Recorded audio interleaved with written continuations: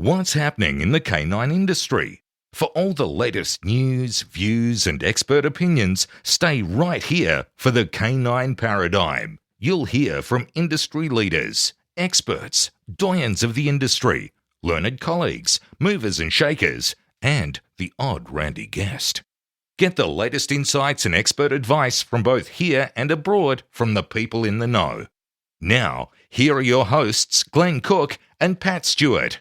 And I'm Lofty Fulton, and I'm out of here. Hey, Glenn, we've got to do a new ad, mate. We do. We're long overdue. We're not going to be sponsoring Einzelwiener anymore. Yeah, or Einzelwiener's no longer. He's fucking not paying us. No. We've just figured out. No. He's sitting right here in front of us, and we've just figured out he hasn't actually been paying all this No time. wonder there's no bread and milk on my table in this house. After we were just nice to him. We're just flattering him. We were just whining and dining him, looking after him like a big fucking client we'd look after, and then we find out he hasn't been paying us. Bed.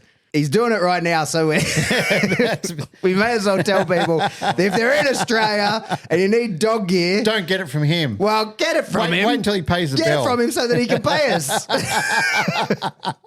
What's your stupid website, Jason? einzwec.com. There you go. Get your stuff from there. Okay. All right, on to the real sponsors. Yes, the people who actually pay the bills. Canine Ceuticals. Yep. The best canine ceuticals. Premium grade, Yep. human quality. Yeah. It's going gangbusters at the moment. Thank you to the community who have been supporting it. It's great shit. Dan Croft. Yes, in Canada. In Canada. Yes, Toronto, Canada, I believe. Yep. Canada, yes. What are we pushing for him? He's puppy class. Puppy class, yeah. Amazing puppy classes in a great facility. Barbara de Groot. From the Heart Dog Training. Barbara just loves us, and we She love just Barbara. loves us. Barbara is our sugar mama. Yeah. That literally is the thing's called, right? Yeah. The tier that she called. Yeah, okay. Yeah, the sugar mama tier. Thank you, Barbara. We Thank appreciate you, Barbara. We love you. Horny George Kittredge. Yes, Rowdy Hound dog boxes. Yeah. The box is incredible. I saw it for the... Did we talk about this? Have we done an ad since? We have talked about how amazing the boxes is. You and I travelled from... Where did he pick us up? What airport That was that? in Colorado. We drove to the airport. He showed us the prototype. Yeah. We was talking through it. You and I were sort of thinking, this is never going to take off. Yeah. And finally... He It's a does real it. deal. He pulls it off. Not only does he pull it off, it's fucking brilliant. Like, it's safe. And he also does classes where he teaches people how to use them as well. Like, teaches the dogs how to get up on the bike seat and then load into the box itself. And it's bloody brilliant. It's incredible. Really proud of George. Lovely guy. And I'm really happy that this is paying out for him. All right. Daniel Trapino? It's actually Tropiano. He corrected me. Okay. So anyway, Daniel Trapino. Dog Club, South Australia. Yeah. It's a cool little facility he's got It's a there. great facility. Get yes. in, check it out. He does all the training. Yeah, he's decked it out. He's got it all looking schmick. It's a bit street. It's a bit edge. It's a bit kitschy. You know? He's got some cool artwork Yeah, and it stuff looks there. good. Check it out, for sure. It's great. It's about time South Australia started lifting its game. Good on you, Daniel. Yeah, leading the charge down there. Well done. We got a new one. Who we got? Tailored Canines. We have too. They contacted us on Instagram, Yep. stumbled into our advertising tier, and away we go. Yep. So they're in Canada. They are. They're in Ontario. Gold, Nipopo gold people. Yeah, Gold multiplicators. I think they're a gold multiplicator. Yep. So if you're recently certified as a silver school and you're looking for somewhere to do your gold Yep. and you're around the Canada or just anywhere up that northern part of the Americas, check it out. So they Tailored Canines. do puppy, adult group classes, private and board and train programs. There you go. So Tailored thank Canines. you for jumping on and advertising with us. Hey, everyone. If you would like to be an advertiser, Don't do it. reach out to us. Shut up, you buffhead. So I know that on Patreon, and we appreciate people just putting money in there. That's wonderful. Yes. But we do have to limit how many people we have. And so get in contact with us. Make sure that we actually can serve you and that we actually, can provide you value as an advertiser. and that you align with our ethos as well. Of course. That's very important. That would be appreciated. To recap, our sponsors are, and the people we love because they give us a lot of money. Yes. Well, it's not a lot of money, but some money. Yeah. Einzelwiener, he promises he's going to do it. I'm looking at him now. I'm looking at the reflection of him fixing Has it. that gone through yet? No, because It's still New South trying. Wales has got shit phone service. Dan Croft, public classes, Yep. cool facility. Barbara de Groot, Amazing. Sugar mama. Love her. From the Heart Dog Training. George Kittredge, Rowdy Hound dog boxes. Daniel Tropino, Dog clubs. Troppy Daniel, Dog Club South Australia. Yeah. And new to the family, tailored canines. Yeah. All the way from Ontario, Canada. So we've got 2 Canadians. That'll do advertising. Yeah, That'll do. mostly from the United States, 1 from Oz. Well done. Well played. Thank you, sirs and madam. Check them out. They support us. You Yeah. should support them. Yep. Here's a show. There's a show now. Here's a show.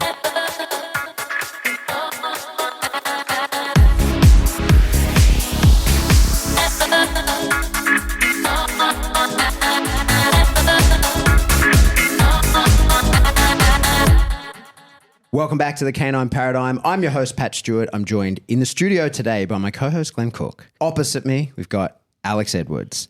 And with us, all the way from the US, here to do a couple of seminars, the man that's been on the show before, Mr. Michael Ellis. Welcome to the show. Thank you very much for having me, guys. Thanks for being here. It sounds funny because we've been with each other all days and then Yeah, just say sort of hello. like do very formal introductions and so forth. When the seminar was getting set up and we set up a Facebook page, the password to get in the Facebook page was Birdwatcher. Okay. And it doesn't matter if people do it now because the seminar is going to happen. over. And Too late, suckers. It's over. It's too late. You won't get in because nobody else is getting in. But the password was Birdwatcher. And some people said, why is he a bird watcher? Because in Australia, as we explained to Michael, like sometimes you say a lady is a bird and stuff like that. And some people going, ooh. Sounds a little And I creepy. said, no. He likes watching birds that fly around, feathered birds. And today I went on a little mini trek with Alex where we climbed up and down in the Galston Gorge looking at birds. And there is an amazing amount of birds in trees when you actually go looking for them. So it was a fascinating journey and I got to share that with Michael and Alex and that was really cool. It was something that I wouldn't go out of my way to do on myself, but I did enjoy it. And what I enjoyed most about it, which I told Michael on the journey, was how passionate he is, but how he never made that boring and he made it very inclusive for both of us along the way. Like he talked to us about what he was seeing, what he enjoyed so much about the birds. Like he gets off on nature and he loved all of the different trees and It's amazing here. yeah, the simple things like Banksias and stuff like that. Like he really loves looking at nature and it's all genuine stuff. It's not contrived. It's not like, oh, I'm so happy to be in your country, but I'm just going to pretend to love it.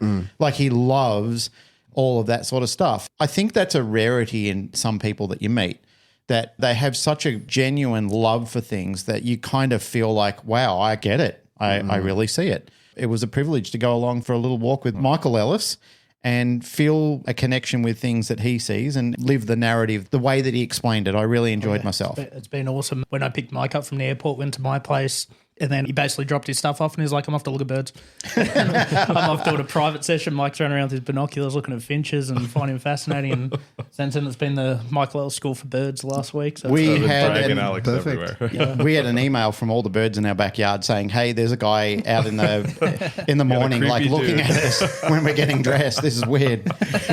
No, your country is amazing. It's remarkable. And it's an excuse to just look closely at the world around you. Yeah. Like to slow down, to really be there, be present. You could do it without it, but years ago I just developed kind of fascination. There's a detective puzzle to the whole thing. Like, ooh, what's that? Can I figure out what it is? And you have to work at it a little bit. You know, there's all the obvious ones, but then if you want to see the little thing flitting around at the top of the tree, you have to work a little bit. But the whole world kind of opens up. And these days it feels like you need an excuse to slow down and just stop and be fully present, especially if it doesn't feel like you're accomplishing anything. For me, it's just those two things are woven together. And in a new landscape like this, it's like everything's an adventure. That is new. That is new. That is new.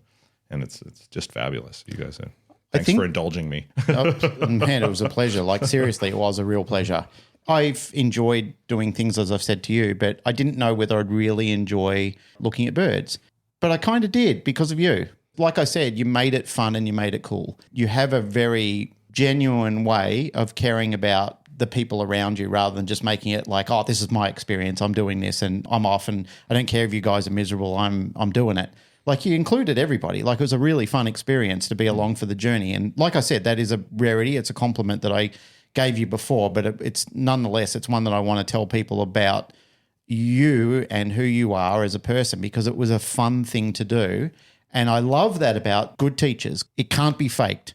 I said to Michael along the way that I get it why people adore him so much and why people want to go to him to be taught by him because he really is fatherly to people in a really genuine way where he's really interested in things around him. I think a good topic, which we could probably talk on a little bit more, is probably that of being present. Because I don't think enough people are. And I've suffered from this myself, where I've worried about things too much into the distance, where it's really corrupted my way of thinking, and then it's had a spill-off effect into the present, or, worried about things that have happened too much in the past. And I feel that when I've spoken to people and I've been involved in their journey as well, a lot of them are focused into the future. They're worried about things that are going to happen, or they're worried about things that people are talking about online that haven't really manifested into their life yet. But they're still concerned about it nonetheless. And they're worried that if they do something and people see it, how will they be perceived about it? That they really forget to enjoy themselves about something they really enjoy. To me, dog training is a perfect proving ground for being present. Like if you're going to do it well and you're going to pull everything from that experience that you can pull from that experience, it's about being present in every moment. And it's really easy to get caught up in the goal where you want to be, the end product. It's really easy to get caught up in what people think of where you should be. There's a whole host of things that can pull you out of the moment. But if you look at anybody doing anything in my mind that they're doing really well at a high level, then they have that ability to stay in the present, stay focused, stay open to what's happening in the moment instead of projecting ahead. I mean, that's all that matters. We can't control what happened before. We like to have the illusion that we can control what's coming, but we can't. And the only thing you can control is your being in the moment. That's the time. And so dog training, everything that I enjoyed in my life has had some aspect of that to it. When I was young, it was rock climbing. It's very hard not to be present in the moment when you're rock climbing. It's like it forces you to be there. It forces you to that sort of thing. Dog training, if you're going to have a career and enjoy longevity in that, you have to be somebody that can stay in this moment and not worry about tomorrow, worry about what's happening in front of you. So, and it's pleasurable too. Like you see lots of stuff you wouldn't see otherwise when you're trying to be somewhere else. Yeah. You quite famously don't have a social media presence. Yeah. Pretty weak one. Yeah. Which is extraordinary. I suppose you were in the zeitgeist prior to social media even existing, and you probably got to ride the wave of that and not needed to promote yourself because you're so well known, which is a treat. Congratulations. That's awesome. I know. I feel privileged for that. Yeah. Yeah. But I guess my question is the lack of social media a part of that staying present? Like, is that by design that do you have a secret Facebook account that is just for your friends and family type sort of thing, or you're just not on there? My wife has one, and like if I want to see what's happening with the family, I look at her Facebook or whatever that is. The school has an Instagram. The school account. has an Instagram. We don't. I'm terrible about posting on it. It's one of those things that every once in a while I'll get a wild hair and decide that I need to talk about something, and I'll talk about it, and then I'll throw it on there. But it's every couple of months or something. Or I have a picture of a puppy, and I decide I want to, like, there's no part of it that's in any way calculated to use it the way people are using it for business. Yeah. I feel like I have to have it, like, in case somebody under the age of 40 wants to find me. then that's it. But yes, that part of it is calculated at this stage. You're absolutely right. I'm blessed in that I had already started to make a reputation before this world emerged. I'm lucky to have had a relationship with Ed at Learberg, who was willing to do the kind of promotion that makes me very uncomfortable. So when he started doing videos, then they're marketing me. Like they're sending out my stuff in their newsletter and things like that. All things that I'm highly uncomfortable with doing. I don't like talking about myself. I don't like trying to sell myself. Those all, and maybe it's, it's my own personal thing. It's not that I'm saying that somebody that does market themselves is. No, I get it totally. It just makes me uncomfortable. Some part of it just feels like it lacks humility on some level. And that maybe one of the principles that governs my way in the world is that I truly believe that if you focus on something that you're passionate about and you do good work, that the other parts take care of itself. Yeah. It may not happen right away for you, but if you do that for a long stretch of time, you're going to be okay. Your community will find you. Those things happen. And I do believe that on some level. That said, I could see somebody starting fresh in this world having a really hard time. Yeah. If you weren't doing that world. The second part is, I don't like what it does to me mentally. It takes me out of situations and makes me think about what they're going to look from the outside, because you're constantly calculating, how is this going to look when I put it out there? That's part of the deal. Also, I think it gives a really unrealistic view of what dog training is. There's a lot of this little short, flashy shit that goes up there that looks really good and very engaging, and it has a tendency to pull people in, but that's not what dog training is. Yep. Good dog training is slow and methodical, and I've said it a million times, it's kind of undramatic. Usually the drama comes when you jump steps or did something you probably shouldn't have, or you pushed somewhere, or accidents, but the bulk of it is a really incremental kind of process. And I think for somebody that was learning about the discipline in the social media age, it can feel like you should be moving faster. Totally. Your stuff should look like that. Nobody's out there putting up all the mistakes they made. Like, here's the 150 shitty sessions I had before this transcendent cut thing that I put up there. And so I also don't like that element of it. I want people to be able to kind of be in it. Yeah, for sure. We've spoken about it a few times on the show. Like, one example that really comes to mind, I put up a video years ago of my dog jumping onto a slap mill and doing this like quite incredible pivot on the mill while it was still turning, and then having to walk backwards to stable. It looked really cool. Yeah. And I was with a client. It was someone training with an assistance dog, and they were really anxious about how this test was going to go and all this kind of stuff. And they said, like, I just can't do that incredible flashy stuff like you do. And I realized like how damaging even putting that video up was, because I pulled my phone out of my pocket right away and showed her the 150 takes of him smashing into me and flying off the back of the mill and all the things that it went wrong. I agree with you totally. Like, it's bullshit. We're just showing bullshit, but that's marketing. Like, it's unfortunate. Like, that's how it has to be. It's all part of it. We try and be transparent about that, but in order to grow an audience, you have to impress people.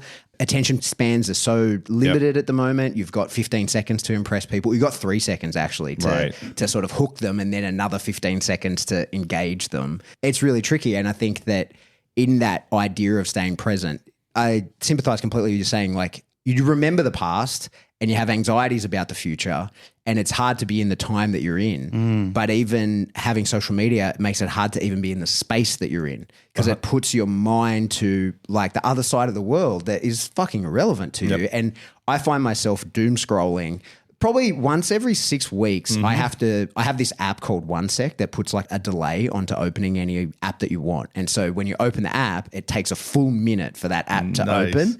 And then you have to tell it why you're opening that app. And you have to give a reason. And it lets you in, but you just have to type in why you're doing it. And probably every 6 weeks or so, I have to reinstall that app. And I have to because I just find myself just doom scrolling and looking at shit that I don't care about. Somehow the algorithm always, an hour into doom scrolling, it's all conspiracy theory stuff for 100%.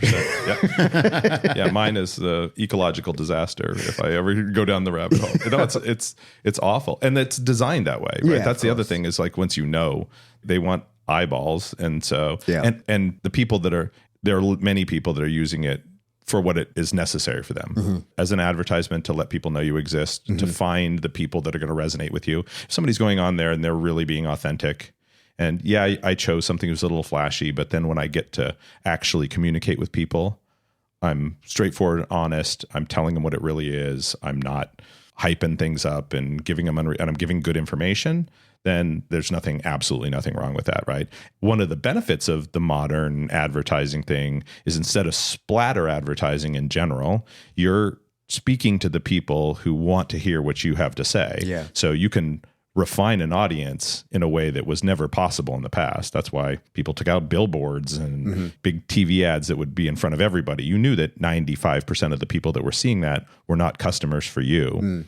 But you had to advertise to all of them. You had to cast a wide net kind of thing. Well, that social media, one of the benefits is people start to go into their groups and find the people that actually want what you're talking about. And then it allows you to find the community that you're going to resonate with. Yeah. And if you're authentic, then I think there's absolutely nothing wrong with that. Yeah. It's not my jam. It's a beautiful thing, and it's going to help people. And it is the world in which we live. I'm a realist, but the idea of eyeballs for eyeballs and this idea of monetizing clicks and views and other stuff, that is horrifyingly bad for the world, right? It creates junkies. They're addicted like they're on a drug. And it promotes conflict because what is going to get people to look at it? Do something controversial for the sake of controversy. Put up something shitty on purpose, and a bunch of people are going to go there. Yeah. You're going to start a fight. There's going to drive more traffic. And there are people that are doing that deliberately for that. And that's bad for humanity, right? I see that especially. I think TikTok has been one of the worst things for the dog space because there used to be message boards and forums and shit like that people would really communicate on. And then Facebook, and there's at least groups. And I think one of the things of like Facebook groups, like say in our, like the podcast discussion groups, like 10,000 people in there, and you get some really good conversations and people can change their mind in those spaces because it's not their business public profile, it's their personal profile. And so they can engage with their peers and change their mind. You could convince me of something in a Facebook group. I can read it and be like, oh, I see your point of view. I at least appreciate it. Maybe I've changed my mind, whatever. But I think Instagram to an extent and TikTok certainly, which is where most of the younger trainers are at the moment, are newer people, is there is no conversations, there is no dialogue, and your outward facing profile is your business profile. Like it's really, you know, like my Instagram, it's my business as well as my personal. You can see me hanging with my kids and you can see me training dogs and you can see me, like it's everything. It's just everything that I am. And so from a profile like that, people can't communicate in a way where they can change their mind about anything. And they can't communicate with open dialogue because their customers are watching. And so if you've been pushing a rhetoric and you're saying XYZ is the way to train a dog and someone says, well, ABC is the way to train a dog, first of all, the way the comments work is not very conducive to conversation. It's too hard to follow a conversation in the comments of those apps. It doesn't really work. So people end up just sort of refuting each other on their own pages via videos. But those videos are for their audience. So it ends up with like a further indoctrination and people go more rock steady in their opinions and beliefs without any ability to take on that of the other. And it just gets worse and worse and worse. I see that all the time. And every time, I mean, I'm sick of it, and I've only been out of the army 8 years. I've been in this industry 8 years. You've fucking been in here a lot longer than me. You must be sick of it in that it seems like it used to be every 5 years or so there'd be a big spike of problems between balance trainers and force-free trainers and all that kind of stuff. But now it seems that they don't even get lulls. It feels like there's a constant unease and unsteadiness, and I think social media is to blame for that. I agree 100%. Many things you said in there are in my mind spot on. And that is one of them, the controversy for controversy's sake. And the format is not designed for open debate. Even in the old ones, I learned really early on. So before social media, the early dog training bulletin boards and those discussion forums, I dipped my toe in there very early on and said, oh, I'm going to go on here and we're going to have a discussion about dog training. And then I realized really quickly that that's not what was going to happen. Right? Yeah. Like people behave behind their keyboards in a way that they would never behave to your face. People wanted to go in there and like be an expert in front of an audience without be able to show yourself or any, and people were just super mean to each other, like bashing somebody. It immediately got to, well, what are your credentials kind of nonsense. And there wasn't going to be a discussion. And I'm not saying that that's impossible. On the internet, it's possible, but it has to be highly proctored and that whole thing. It really needs an environment that's designed to force that. And people don't go there that way. I mean, there are in some, there's a botany group somewhere that when they want to talk about plant ID, and probably it's intensely moderated and maybe some interesting discussions happen. But my experience with the dog training, that doesn't happen very much, right? It's the same everywhere. I spoke about on the show. And I even screenshotted something and posted into our discussion group. I'm into cameras and photography and stuff, right? And even in those groups, people lose their minds over brand allegiances. And, there was a post that I screenshot and shared about, I'm leaving this group, fuck all Canon users are assholes. You know what I mean? And it's reminds me of arguing with my friends when I was in like 6th grade over what are better, New Balance or Adidas. Exactly. Right? Like, what are you doing? Exactly. And I've got a Canon and I've got a Sony. So like, I don't know. No. There's nowhere for me. Nobody likes me. Hey, I just want to circle back into this conversation when you guys were both talking about being present and so forth. The last time you returned from a seminar you were doing, you were talking about how you'd switched off social media and weren't really on there much because you didn't feel that that's respectful to do to your students and the people that came to see you and so forth. And I like that. I think that's a behavior that people should subscribe to more often. again, when, like speaking with Michael, when I have a conversation with him, he's not looking at his phone every 10 minutes to see who else is competing for his attention. And so, like, it's nice to be in a room. And you do this, Pat. You're an attentive listener to people and so forth. You are too, Alex. I'm paying compliments, but they're true compliments. They're not contrived. Because all of you guys, when I have a conversation with you, I'm not competing with somebody else who you feel is more valuable or they've got something that's edgier than what I'm saying or something like that. It's nice to be in a room with people who pay attention to you, look you in the eye and have a conversation. Like, we were having a great conversation today. Like, I think we conquered all the problems of the universe We've today. got it solved. Even at lunch, though, everyone was on their phones while they're sitting down in this restaurant. We're hanging out, we're having a conversation. We're talking about general day-to-day life stuff. But we're all there. We're not our phones. We're engaged in what we're doing. And the rest of the restaurants just got their phone glued to their face while they're sitting at a full table full of people that they've gone to lunch with. Do you know what got me on that one time? I was training my dog. My dog loves to chase, like it's highly reinforcing to run. So often I reinforce the out by just throwing the ball as far as I can. He loves to do that. And while he was gone, he's chasing the ball out. I had something going on. I can't remember what it was, but I got a notification on my phone and I pulled out my phone. And while I'm training the dog, and on his way back, he saw me on the phone and just fucked off. Just didn't bring the ball back. And you could see that he was like, well, if you're not here, I'm not here, mate. Amen. And it was a real kick in the dick in that session. I was like, oh, wow. Like that has happened enough times that he has been able to read that and be like, the session's over. Like you're not playing anymore because I can see you've got that thing in your hand and your attention is with it and no longer with me, and away I go. It really upset me quite a bit. Now, it's rare that I would ever even have my phone on me when I'm training a dog, let alone check it. It's only if it's something, there's something going on and I need to be contactable. I mean, we're all fighting that anyway, right? Life is busy. You have a lot going on. You're having a conversation with somebody and they're talking and there's some part of your brain that wants to plot your answer to what they're saying or come up with, oh, I know a story connected to that. Instead of really just listening to them and hearing it and letting it sink, you're already off. And sometimes you're drifting off completely and you're like, oh, fuck, pardon me. That they you can say whatever you want. You're in Australia now. Like they just said something and I didn't even hear it. And so it's a battle anyway in the world in which we live, much less when you add that in. And like I watch young trainers come through the school and they're out training and healing and filming with one hand while they're doing the other constantly. And I'm like, oh my God. And I like, give it a rest. We had a conversation today where I'm separate from my wife here for the longest time that we've been apart in a long time, many, many years. And so I want to be able to go back and share some of the stuff that happened with her. And so I'm trying hard to take more picture and video while I'm here than would be normal. But I don't like to do it. Like even just taking pictures on vacation takes me out of them. I always appreciate them afterwards. It's great. Like it's a memory you can go back and you can spark. I appreciate its ability to take you back to a place and be able to spark a connection with somebody over something that happened. But in the moment, I have a really hard time. Like I just want to be there. I just want to take this in fully.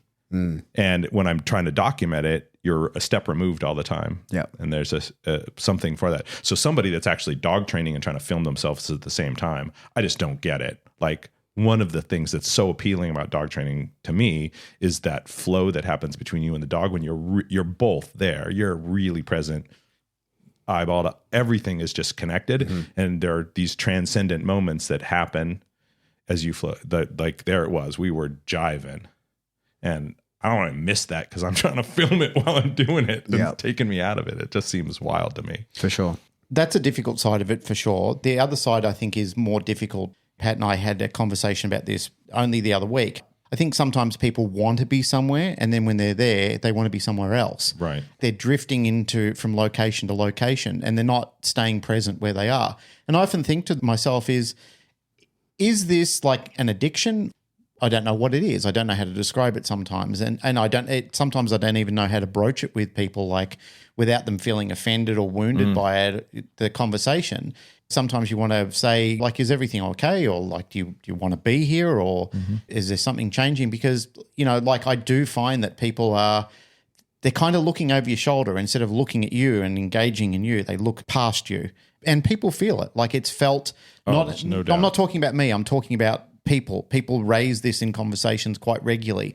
I see this becoming a common complaint in the dog training sphere and in humanity in general. And you're right, you're 100%, Michael. They want to share their experience. That's nice. They're trading off their dog over it. And Absolutely. what you said 5 minutes ago about your experience with Remy, Mando did it on the couch with me the other day. He was playing with me and we were doing some exercises backwards and forwards. He went to get his ball. I pulled my phone out. He spat his ball out and he ran over and started chewing on me, like in protest to say, hey, what are you doing? He too knows that when that phone comes out, the game is over. I'm not playing with him. And then he's competing against, it's like a child, knowing that their parent is not really invested in doing things with them, and then they're competing with the attention of that object, whether it be the TV, the other person, whatever it may be. But I think that's a really fundamental thing that as trainers we really need to be aware of. What is it that we're really selling? Are we selling that marketing is more important, or are we selling that training is more important? There is a fine line. When you're running your business, we are in different times. Times change.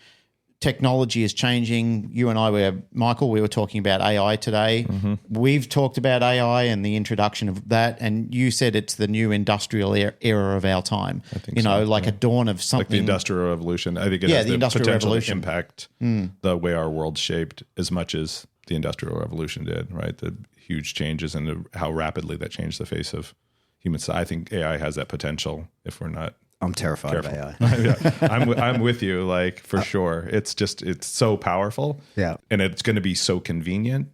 And we are a culture of convenience at this stage. We're slaves to the conveniences. Yeah. And this is going to make so many things more convenient. And we're going to slowly give up a world that we don't know we're giving up until after it's gone. Yeah. I think, that's it. I've been saying it for years. Before this modern latest push in AI, I've been saying the most unrealistic thing about the Terminator movies is that there was a resistance. Right. Right. I think it'll just be over. It'll just be over as lickety split. And if, as I keep saying whenever I say that, if you knew what I knew about military tech, you would feel exactly the same. Oh yeah, I have friends that are software engineers and things. I was just telling Glenn and Alex today. I have a friend that's a very skilled software engineer in his late 50s. He's been around the block. He's been through all of it, right? Compute code in multiple languages, and he's like, I just grabbed this Chat GPT, the current thing, and told it to write some code for me. Gave it some parameters. And he said in 30 seconds, it whacked out code that would take a good code writer a week to do. And he said, and it was good. Yeah. It was really good. No problem. There was no bugs. It was efficient. They handled the technical problems I gave it really easily. He's like, oof, programmers are going to be a thing of the past for sure. Yeah. And then that's just tip of the iceberg. Right? Yeah. What's theoretically possible. It's woo. And already I think part of the connection to this is you can't trust what you see already. Yeah. Even with just video editing and the deep fake video stuff that you see and the ability to mess with that stuff, you don't know what you're seeing is actually real or not. And we get further and further removed from that. And the more we live in that world, the scarier that gets to me. One of those deep fake things that really I found alarming, I know we're sort of We're digressing away from dog training, which happens on this show. They came here for dog training and here we are. Here we are solving the world's problems. But one of the things that really did alarm me, the deep fake technology, people are using it to clone your voice, ring your parents and say, help, I'm in trouble, send me money. Yeah. It's scary. People my mum's age and so forth who aren't used to that sort of thing, if she heard my voice, you'd easily fall for it. As a tip, I've had a few scammers hit me up, as most of us do in time to time, but because our emails are going out further and further to people, I've had a few scammers hit me up. And I had one from my friend Jeff Scarpino in the States. And Jeff and I, when I was over there at an ISCP conference and I was on the board of directors, we would often talk about motorbikes, and we laughed about how we call it a Ducati in Australia, and in America you call it a Ducati. Mm-hmm. We laughed backwards and forwards on regular occasions, and every time Jeff would see me at dinner or as we're walking past in the hall, he goes, how's your Ducati, man? It's just a thing. So I got this message from Jeff, help me, I'm stuck, can you help me out with this, blah, blah, blah. And I said, oh, hey, man, I haven't heard from you for a while. And it was his channel. We were riffing backwards and forwards, and then the clincher came, can you send me some money? And I said, sure, man, how much do you need? And he said, oh, just $200, blah, blah, blah. And I said, before I do that, do you remember the joke about the motorcycle? The response came back, yeah, I do. What's that got to do with anything?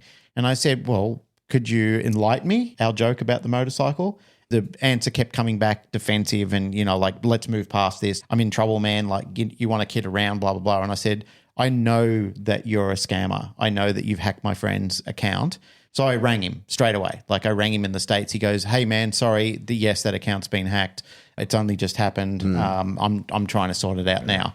But had I have not thrown that keyword in, and that's what I'm trying to tell people, the education out of this point is, if in doubt, like if you are getting deep faked with anything like that, and you know that person, ask them an intimate question that only you and them would know and the scammer wouldn't know. Like, don't just immediately think, oh, this is my child on the phone screaming for help. Ask them if they're rational and competent. Try and seed in a question where they can ask that question. Sure. Hey, you've been quiet, Alex. What's going on over in your little neck We're of not the talking woods? about dog training. Yeah. Going full circle to what we we're talking about before, though, like people not being there in the present, like it also depends on what you enjoy at the end of the day. Like some people just super enjoy social media and that's their jam and power to them. My personal Instagram is about as good as Mike's. I'll never post anything on it because I just, the last year's been a bit of chaos for me and, I just like going hiking with my dog. So I took Mike to a few spots I like to go and, I just like to disappear. So I don't need to tell social media what I'm doing. You're busy. Yeah, I'm busy. I'm living life with my dogs. I'm doing things I enjoy. I don't need every 2 seconds to sort of, better put a story up or, make a reel out of something that absorbs all this time. I just like living my life, doing my own thing. So, it comes down to what you enjoy at the end of the day. And, whereas Mike saw there's some pretty sweet spots I disappear with my dogs and, that's a pretty nice spot to go to. I don't need to tell the world where I am because I don't want them to find out where I am. That's my spot. Find your own. I must admit, I do like some doom scrolling on the toilet in the morning. Like, there's nothing like some hilarious memes to set my day off straight. Yeah. And Instagram does tend to understand what makes me laugh these days and things that I'm going to share Yeah, with. a little bit's good. Yeah. A little bit is good. Like, there is Many some very... things are like this. Yeah. Exactly. There's an appropriate amount. Yeah. Hey, some dog training. Yes. Yes. Yes. Mike, something I've been meaning to bring up, or I want to bring up, is I was in Chicago last week and I was talking about how excited I was for coming back. I was going to be attending this event, telling people you're in Australia. And someone was like, what's Mike's training like? And I was like, that's a great question because the majority of the content that people... So I think that you're responsible for the education of a ridiculous proportion of the dog training community. And maybe not directly. Certainly there's people like me who are passing on your information. Sure, right? absolutely. I had all the DVDs when they first came out, and a lot of that's like 20 years old. Oh, yeah. And then I was at your school, but only did like the puppy raising course, and that's 10 years ago. Surely in 20 years, there has to be this massive evolution of things, or at least there's hundreds or thousands of dogs and students under the bridge since then. Absolutely. Things must have evolved massively. And so what I ended up answering was, you know what, I have no idea. I said, I'm excited to find out because there's no doubt that it's wonderful, but I couldn't tell you because my perception of you when I think of you as a trainer is 20 years old. Yep. Tell us about things that have changed over that time and your experience of that 20 years. All right. Nice, easy question, huh? So one of the hard things, and we were having a discussion about this early as well, one of the hard things about teaching dog training and most of the content that I've created is about getting large fundamental concepts to as many people as possible, right? So all the nuance, the detail, the adjustments, the little things that you learn to make off of larger ideas, I think come with hands-on experience, and they're not best taught in videos and things like that, right? So not that you can't put up some training and have people see it and see some of that stuff, but if you try to hit people with all the complexity right off the bat, it has no place to land. It's overwhelming. It's not possible, right? So there's this calculated simplification that comes with being a teacher, especially with a large subject. So most of the content that I have is really big concepts, right? And then what you do and how my training has changed, the fundamental ideas underlying it all are still very similar, right? I haven't shifted gears. I have a kind of set of principles of which I live by my life and how I'm going to interact with the dog, right? Meaning I want to treat the dog like an individual. I want to make sure I'm holding up my end of the bargain. I'm being fair. I will not ethically put a lot of force on dogs for things that aren't necessary and the dog's not a willing partner in. There's some larger kind of ideas around that haven't changed. And then when you get into there, of course, you start playing with all kinds of things. And what early on, when the reward-based methodologies came out, I played a lot with shaping and free shaping and things like that. And then I ran into some limitations and that didn't like it. So a lot more mechanical manipulations, the things we talk about, luring, et cetera, to help manipulate behavior. And over the years, for my personal stuff, is I've found ways to kind of combine those. And so that's what I start to feel.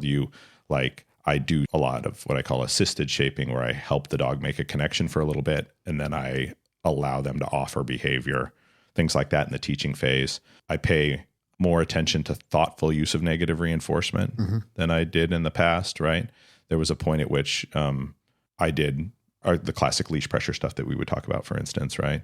I've refined that over the years to a way so I get some of the benefits of breaking resistance paired with rewards. A lot of what very similar, only I would say mechanical manipulations that you would see with NAPOPO stuff and things like that, finding ways to accelerate that process, teach the dog something about working through stress, but not too much stress, get the benefits of rewards and all of that. Certainly I use electronic collars more than I did a decade ago or 2 decades ago. Certainly that's moved forward. We can have a large conversation about this, have trepidation about overuse of electronic collars right now, not for the reasons that people think, not because they're a tool of abuse, but because they can be hard to wean off of some of the conditioned arousal that comes with excessive use on low level. There's a whole lot of interesting things there. I think probably because I was talking in the early stages to an audience that was primarily traditionalists in training, I was kind of a little bit of a preacher for reward-based methodologies coming into a world that was driven a lot by pressure, by more traditional escape and avoidance training. I was rewarding on a continuous reinforcement schedule for too long in those early days. And I've modified that over the years, right? Where I'm going on to variable reinforcement in my training much earlier. I'm playing more now, certainly, with being able to condition arousal level to activity as well as location and things, something that we use all the time in living with working dogs. So okay, no high arousal activities in the house. The training field means this, but also seeing how far I can take that with exercises. This exercise, I want you at this state of mind. Can I use Pavlovian conditioning to keep this at this level? Another exercise where I want you here, can I make it there? Is that a pipe dream? And there's a lot of stuff so in that world. So I think a lot of nuances changed, but the larger ideas are still intact, I think. Have you found, and I think you just sort of alluded to a yes, but if you can expand on it, something we've talked about quite a bit on the show is like, as a teacher, you're trying to move the needle, but when you're talking to a microphone or a camera or whatever, you don't know who's listening on the other end. And sometimes you move the needle too far because exactly as you said there, like your initial content you had in mind was probably going to be shown to more old school, maybe like if we were to use the term compulsion, yank and crank type training, and you're trying to show them the light as to, hey, so you've got to move the needle a long way. But then to someone who comes in as a clean slate, maybe you move the needle too far. Yeah, and I think probably true. And then, of course, it's my evolution too. So I was coming off a world in which I had learned more traditional methodologies. So I was super enamored with reward-based stuff too when it came on the scene. And we were like, holy shit, wow, this is a whole world. And so my experimentations with that and my implementations with that were also, I was enamored with it. And I wanted to see how much I could do. And I hadn't done enough different dogs all the way through to the end, right? To know necessarily what the pitfalls of using too much reinforcement for too long were going to be. Like when you go off of continuous reinforcement after having rewarded a dog for the same behavior too long, there's costs to this, right? As you go along. And I didn't know where those were in terms of both reliability, frustration-based behavior, extinction of behaviors. There's a lot of stuff in there that I hadn't felt the nuance. Like there's places in my career where I've had an intellectual understanding of things without having an understanding of things, right? The one that's in your body where you're like, I've done this now with 14 dogs from beginning to end, and I know what it feels like, and I know where the pitfalls are. And so earlier on, when some of the early content was coming, I was doing that too myself. I was staying on continuous reinforcement for extra time if you're in doubt, right? And that's probably good advice for a lot of people who have a tendency to go off and pull it away too abruptly. But actually, this is a project that I want to do. I want to go back and kind of not redo, God forbid, but voice over a lot of the old content. It's funny you say that because it's exactly what I want to do. So at my new facility, I was going to do it tomorrow night. It's too late now, but I want to watch older content with the people that made it and give commentary on that. Because I think that'd be incredible. To watch like your Power of Markers DVD and watch that with you with the remote in your hand and pause it and go, I'm super into that. I'm thinking of Mr. Non-social media. I'm trying to move a whole bunch of stuff online now, right? So, and one of the things is I think this next year I'm going to start a subscription service just because I intend to slow down quite a bit. And I'm going to do a project that I've been talking about doing for, I don't know, the last decade, which is literally film all the sessions. I'm starting a new puppy in 2 weeks, right? So awesome. And I'm going to take him through the whole thing and I'm going to film it all, like how I live with them, the whole 9 yards, right? All the and it'll be a daily diary thing because I want people to see how much nothing happening is actual dog training. Yeah. Like it's not going to be just a sniff. It's like this is what I did today. The puppy and I went for a hike. That's it. Yeah. That's it. Like he sat in the yard with the other dog today too. And then we did, of course, all the training stuff's going to be there too, but just that idea. Anyway. The space between the sessions. Absolutely. 100%. The whole thing. Like, so you got a realistic timeline, like a year is a year. Every day would have its video log in there for that, or me talking about what I did with the puppy for that day. Yeah. An entry for every day for the dog's foundation. Amazing. Just a realistic feel for this. But part of that subscription service content was going to be me starting to do what we're talking about here with older content, like sit down, do exactly that, watch it. And then I'm going to do a voiceover in here and say, this is how I'm thinking about this now. And these are the things that I think are right. These are the things you're going to watch out for that I should have warned you about then. Because it never fails that if you're doing something you care about, that almost as soon as it's done, you're like, oh man, I should have said this too. Or maybe that's oversimplified. Yeah. Nothing gets completed when you start thinking like that. That's you got to knock it out. You just that's have the to. problem. That's the problem. And I wouldn't have had the energy to go back at that point in time. But now it feels like, okay, it's long enough that it would be, and some of it I haven't watched since I did it either, to be honest with you. There's stuff that's 15 or 20 years old that I haven't looked at it probably since. And I'm like, oh God, this is going to be an adventure. Am I going to hate it? Am I going to think I'm crazy? Hopefully not. But I think that I'll feel like it's too simple, or there would be something I would want to add. And there's a format for that. That's the hard thing when you're doing content. Like I filmed a heap of stuff during COVID and I was going to do the online course like everyone else did. And then I was rewatching. I'm like, I could have explained that better. I left that out. I said that twice. Yeah. Maybe I should have added that. Oh, I should have done those videos in a different way. And, I never felt really happy with it. So I wasn't really happy to put it out there. I just banked it on YouTube. And if I need to give it to someone, I'll send them a link to something. But it is super hard because you over criticize yourself on it. And then, you haven't watched that in 20 years and now you go back and like, oh, why did I say it like that? I think as well, because a lot of your stuff was live, right? Like it was filmed as there were real students in the room. Yep. And I find, I'm sure you'd agree, that sometimes things take a particular flavor because of the people that are in the room. 100%. Yeah. That's a really good observation. Absolutely. It does. You're speaking to a specific audience and you're tweaking your message a little bit. I have a room full of police officers. I'm going to talk police officer. I'm a room full of agility trainers. I'm going to same content, slightly different analogies emphasis. You lean into one aspect a little harder, knowing that that'll resonate and maybe they can take something on. Absolutely. I think it's the teaching part of the whole thing. Yeah. Yeah. I did one seminar years ago and the first working spot, what felt right, what the dog needed was a little bit of like spice in the play, like a little bit of prong for misses and just something to bring the dog up. But then every spot wanted to do the same thing. And so, because they see that, they get success. But now that was the flavor of that whole event. And if you were to ask someone that was there, that I'm a one-trick pony. That's all I know, right? Yeah. With the conversation where you guys are headed, it really reminds me of a scene in the movie The Life of Brian, the Monty Python movie. Blessed are the cheesemakers. Yeah, but it's the one where they're all pursuing him. He's not Messiah. He's a very naughty boy. It's the one where they're all pursuing him and like they're asking him, like the gourd, the sandal. And then he turns around and goes, listen, will you all fuck off? And then they go, well, how should we fuck off, master? But I think that's what happens when you talk about that needle moving is people take things so fucking literally Like some people just don't have an original thought in their head. And I get people with breeders and trainers that they're trying to set up that foundation, which is important. And I validate that entirely. But sometimes they just don't have an original thought in their head. They're so fixated. Then the one person or the two people that was designed for, the other people on the outskirts all see it and they go, well, that didn't work for my puppy. You're a fraud, or you've ruined my puppy, or you've done something with my puppy.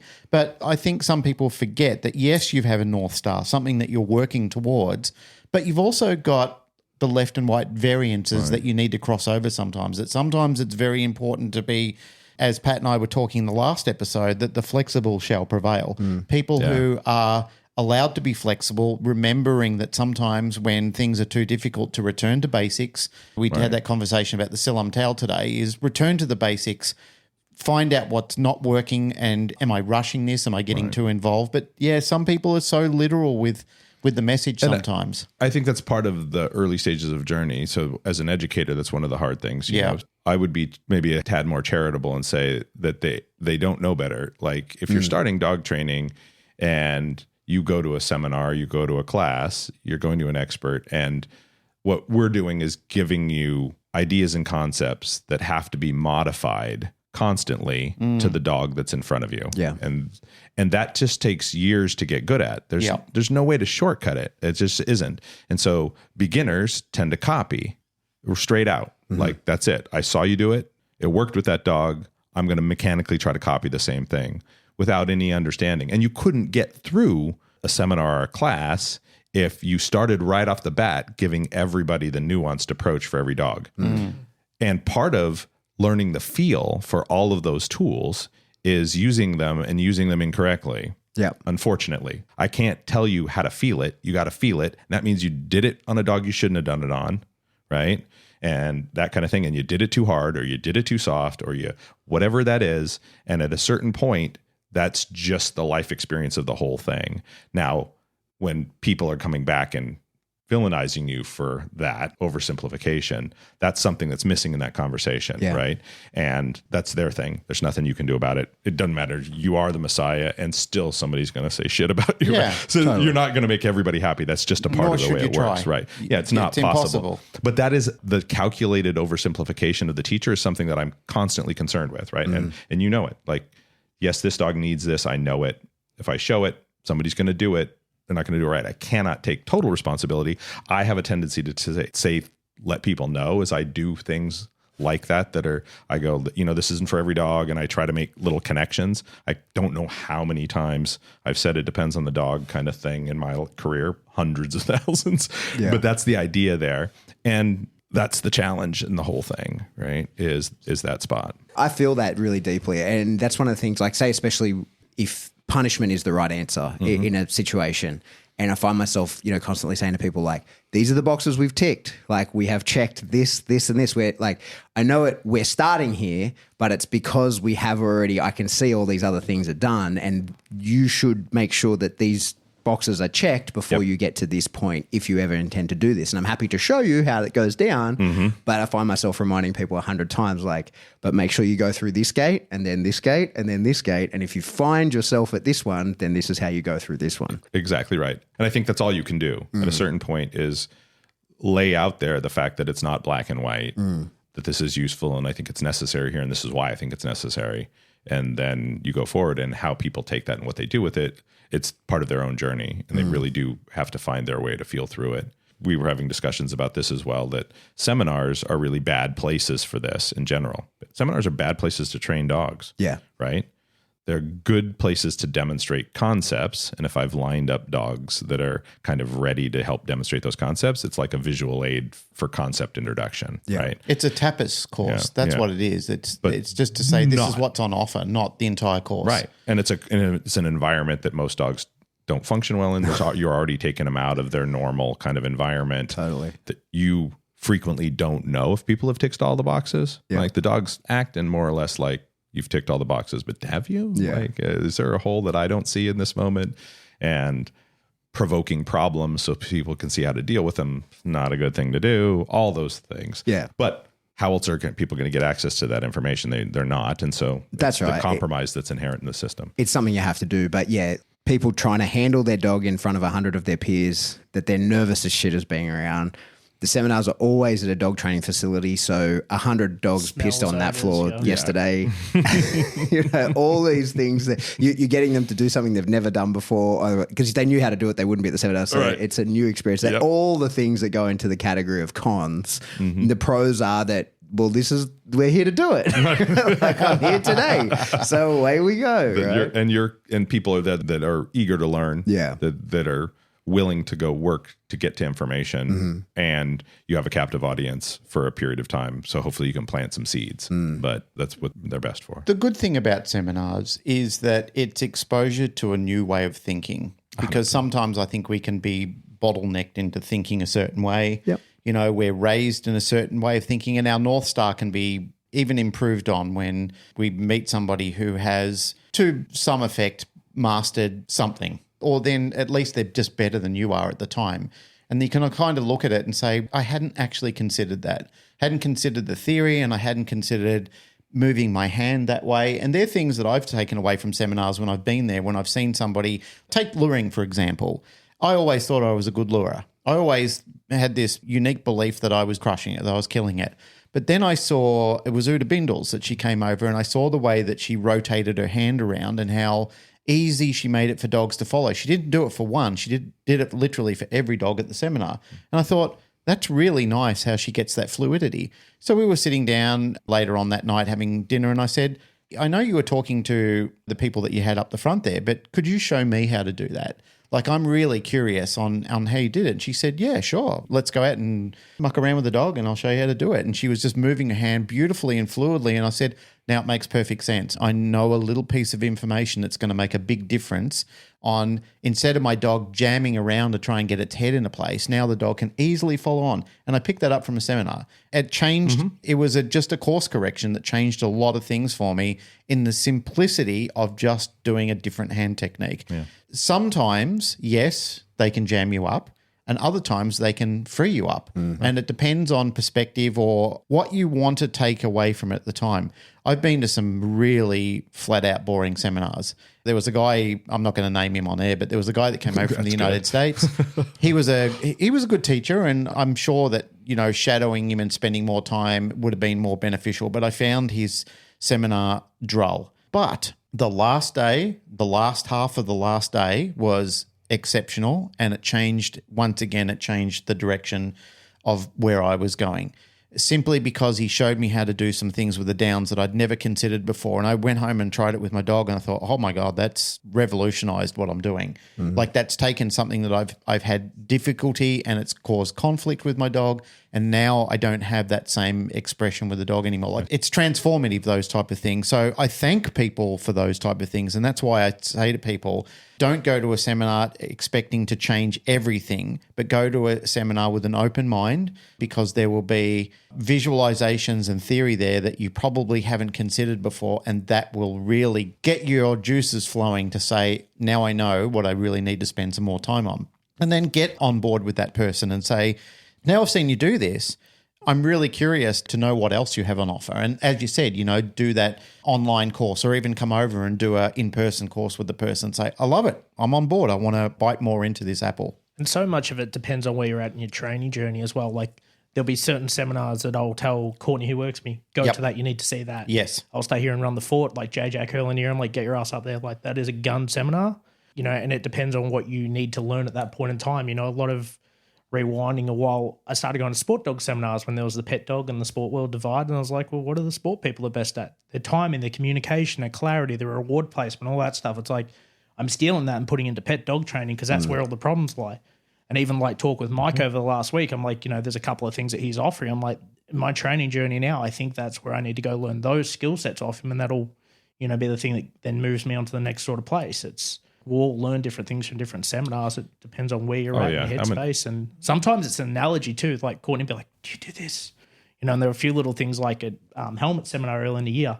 You know, Courtney's like, you do that 5-second thing. And I'm like, I do too, and I didn't even realize it. You know, and sometimes you forget things. We'll talk about that earlier. Like, as the information comes in, sometimes things fall out. You forget you do things along the way too. Well, sometimes you forget it, but sometimes you don't explain it as well. And I think Pat and Cam were talking in one of the last episodes we did about the use of terminology in not creating high levels of arousal, but the way Helmut explained it, Pat said, like it was a much succinct way of brilliant. Of expressing it rather than the way that we were talking about it at the time.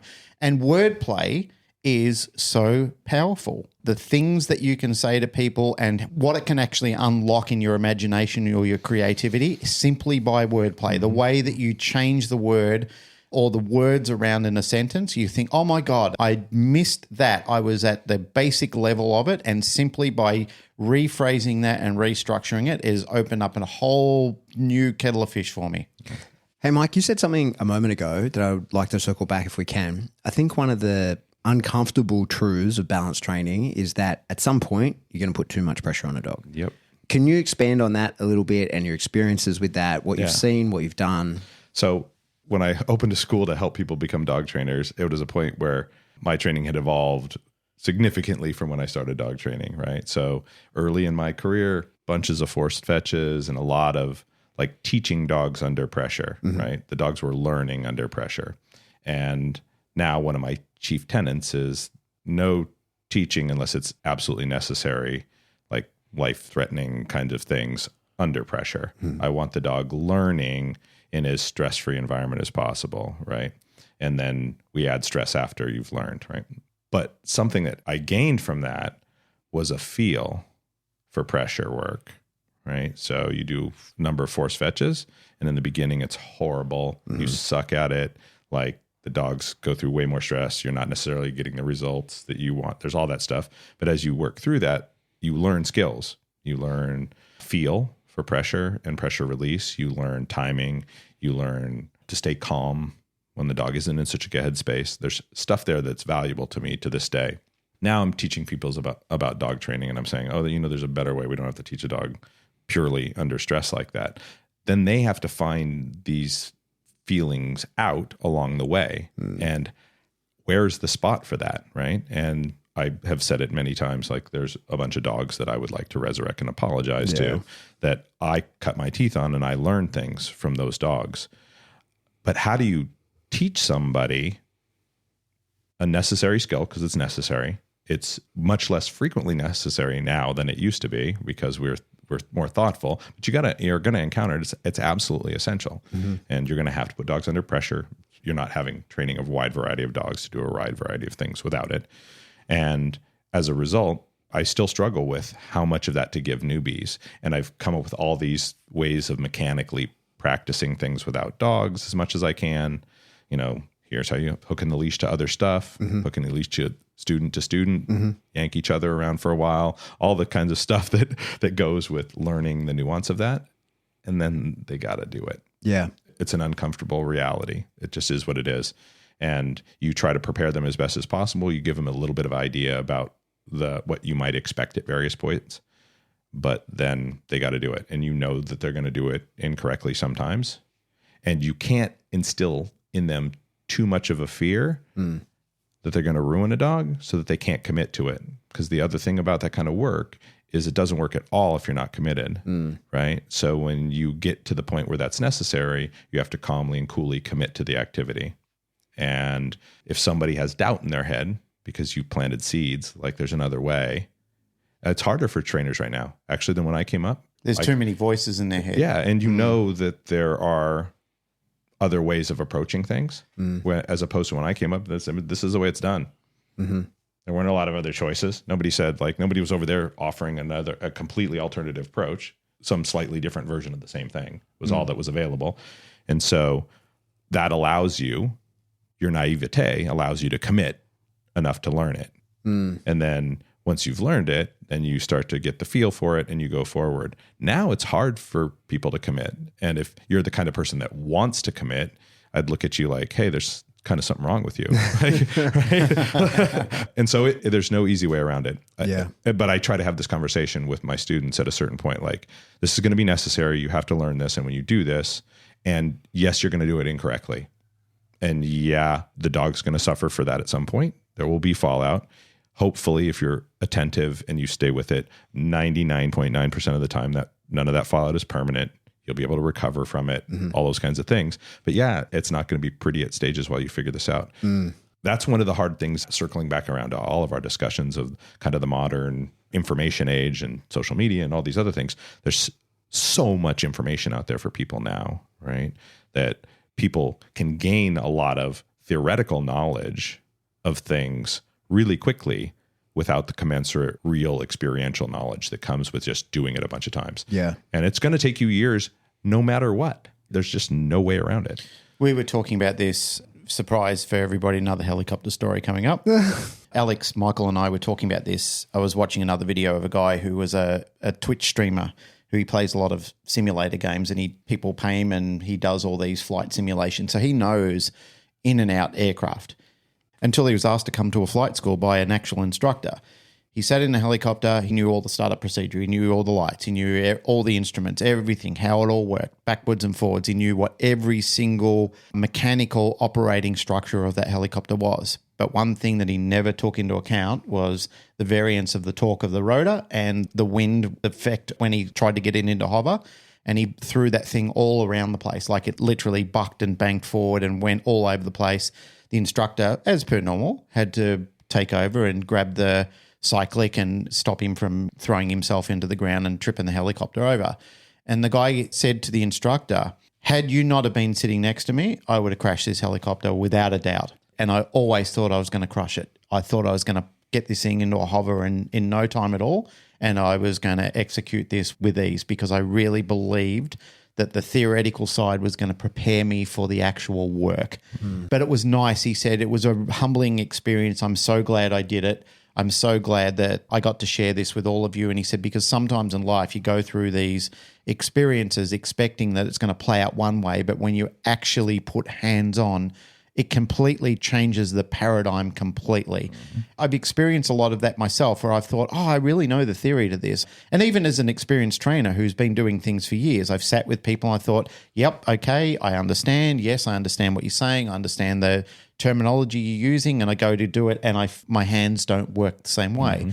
Like you said, Michael, and we've talked about it, we've riffed about this for years in our podcast, is there's no experience like real experience. Playing it out multiple times, but then not being too proud to say, well, I really need some help. I need those second set of eyes. I need that person to, like I originally were learning it from, to say, can you show me again? Or can you stand there and watch me doing it and tell me what it is that I'm not doing so well? For anyone listening, don't ever be too proud to do that, because there's times, both you gentlemen have said before, Pat and Mike, is that there are dogs that I do wish I could apologise to as well, because they were the recipient of my insistence on doing it a way that was just the wrong way, because I was too in a frame of mind where I thought, no, this is going to work and it's going to work this way because I'm doing it the right way, but I wasn't doing it the right way. I was neglecting to ask somebody to look in, where all it had to be was 5-minute conversation with somebody standing there with me, regardless whether I had to pay them or not, where they would have just stood on the spot and said, Glenn, change your hand from this location to that location. And it would have made all the difference in everything I was doing. I would hazard, though, that the Twitch guy, the flight simulator guy, if he kept practicing, that all that preparatory work's going to help him. Yeah. Like, of course. Past that spot. Yes. Yeah, but you can't expect to jump over the experiential part. There's no way of getting around it. But the prep, the more you've studied, the more you theoretically understand things, the better that's going to go for you when you get in there. You're not going to get stuck in a place. Well, it leagued him ahead because he knew, like I said, he knew far more about instrumentation than a normal student would know. So navigation, students, how to talk to the tower, like that side of it, he was killing it. Like he wasn't a stranger to that. But getting the helicopter up. Like I said, all of these things that I've been re-experiencing, like becoming an amateur again in different things, guitaring, when I was doing diving and motorcycle riding, and now looking at helicopters and stuff like that, like looking at it from the perspective of starting over. When I try and have conversations with people where I know something and I think to them, why don't you know this? Like, why don't you understand this? And then I realize I'm preaching to you from a different tier, and I have to bring myself back down to say, here I am with you on the same tier. We're working in parallels now. I'm not working above you or trying to look down from the heavens and tell you how you should be like a sim. I'm standing next to you. I'm with you. And I'm just slightly above where you need to be so I can guide you safely into that spot. And then we'll stop. We're done. That's the lesson over for the day. Nothing's going to beat time in the seat and getting that feel and the flow, and whether it's going from a Twitch to flying a helicopter or we'll look at dogs. And I'm kind of glad when I started training dogs, it was like kind of a pre-YouTube time. Like you had to watch dogs, you had to pay attention to what's going on. You had to get a feel, a flow. You can't just watch it and then go do it. That doesn't work the same way. You had to drive down to a field. You had to meet a person or get them to come to your house, and you had to do it with them on the spot. And then you'll see it now. Like I do quite a lot of shadow programs. I have trainers come and train with me. And, they'll watch and I'll explain as a dog's coming out, whether it's like a dog with reactivity things or whatever it happens to be. And you'll go through it all at the time. And then they're like, how did you even see that? And that's the time in the seat. It's the feel, it's the flow, and then how you troubleshoot it. And then I've tried to come up with a lot of exercises to help with those things as well. So if there's a drill that we can mock before we ever do it with a dog, we do it, and then I become your dog, and then you do it with me, and then I can talk to you about it. We can have the conversation how to fix it. Until you do it properly with me, we don't do it with a dog. Yep. And it's a good way to get that feel and flow, I find, for people to learn in that sense. Hey, Mike, I got a curly one for you. As a teacher and as an educator, you're very well known for like extremely thoughtful, judicious training. You're very well known for doing what's right for the dog. And I think as a result, you probably get a lot of people who are maybe coming from the sort of force-free side and would come to you for an education in the use of pressure because they know that your use of that is going to be measured and calculated and not for the sake of it. And I think you probably attract people who are the opposite as well, people who have been fairly compulsive in the past and have gone, okay, I'm not throwing the baby out with the bathwater. I'm aware that that is very effective, but I want to also include a lot of positive reinforcement and whatever. So I imagine, and I could be wrong, but I imagine that you draw from both those crowds heavily. Yes, very much so. Which do you find easier to move the needle on? The traditionally trained trainers learning to use rewards. Same, yeah. Yeah, way easier. And I think partially that's, if somebody's coming from a force-free perspective, generally speaking, they're very concerned with stressful experiences for their dogs. Like it's their way of going in the world, right? They want to shelter their dogs from unnecessary stress. And that's a governing principle for them. As a result, when you go in to learn to use pressure properly, you're going to make those mistakes and you're going to see your dog under stress. And for them, it's much harder. For somebody that has learned by putting dogs under stress, seeing a dog start to respond to rewards is like, oh, that's cool, right?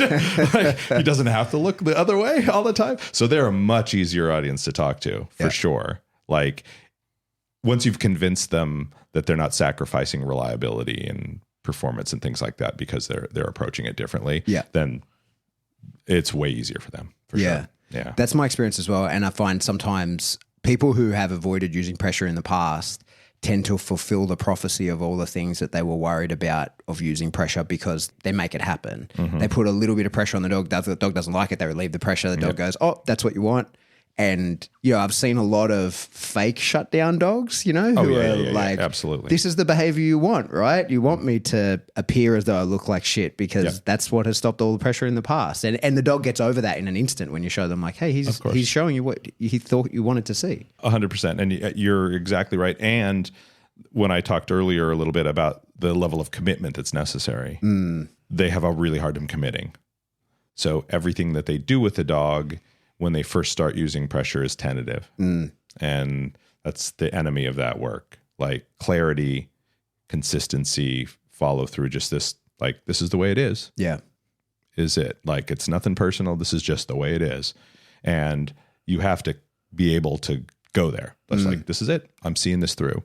And that's a very hard mindset for somebody coming from the other side, where committing to reward stuff, the more pressure-based trainer is frequently just shedding habits. It's not a mindset thing for them in the same way necessarily, right? There are some people, but that's by far the minority. Yeah. I think that sometimes gets really dangerous as well. I've seen people make dogs quite dangerous when they put a little bit of pressure on the dog and dog goes, hey, I don't like that. And they stop immediately. Yeah. And then the dog goes, oh, that's the path out of pressure, is not looking sad or whatever else has happened. And I've seen some people turn their dogs quite dangerous. Oh, absolutely. 100%. By accident. Yeah. Yeah. There's no doubt it can happen. It's something that we'll get a chance to talk about it this weekend, but the idea of small amounts of pressure release incorporated into a program from the very beginning, from puppy work, right? So there's ways in which we've chosen to deliberately teach yielding behavior in a very simple way that achieves those results. And it's much less dramatic than if you wait. And that was the other thing that I discovered when I started playing a lot with reward-based training, right? So I've told the story before, but when I discovered reward-based training at the beginning, I'm like, this is the bomb. Like, how far can we take this? And we reared a number of dogs, shielding them very effectively from any kind of stressful experiences, because you can manipulate motivated dogs quite well. Then you can achieve a lot without it. But then when they ran into it, the reactions were much bigger than they should have been. And so how do you teach that initial concept and where in the dog's development? And that's where a lot of my energy goes now, right? Avoiding the big fights, not overbuilding before you do this, not accidentally, but just small amounts of yielding at appropriate places that come along can make a huge difference. But a lot of the dogs that are coming from a force-free background have never had to yield to anything. Yeah. And if it's outside of puppyhood and adolescence, early adolescence, then you're going to get more dramatic reactions than you would have otherwise, right? And so they're not only are they not going to handle it well, and they inadvertently reinforce the bad behavior, but on top of that, you've set the dog up to have a much stronger reaction than they should to that experience than a dog that had it taught to them earlier. I was meditating on exactly this just a few days ago, thinking on, you just see this increase in reactivity, dogs all the time. And that's multifaceted, why that's happening. But I think a big chunk of that is that at puppy schools these days, it's so rare that people just go like, hey, just hang on to that puppy until he stops squirming. That's exactly it. Yeah, that's piece number one. Just hold him in your arms until he just goes, oh, I'm safe and comfortable. Yep. Like, because that, you just don't, like, when I explain that to people that, the puppy's going to have a tantrum. That's going to happen. And it's much easier to like control an 8-week-old puppy having a tantrum than a 2-year-old dog. And I think this has been this sort of giant spike in cooperative care and all that kind of stuff. Like, and I always have to be careful talking about that because I believe in it totally, but I just don't have any cause to do anywhere near as much of it, because when the puppy's young, I just go, hey man, I'm going to hold you still until you just realize that that's in your interest. And it's totally safe to do that, and I mean you no harm. And they have to learn that, and it's going to fucking freak them out. But 10 seconds later, they'll go, oh, this is wonderful, I'm fine. And I didn't die. Yeah. And 100%. And then when they break their leg. A profound effect.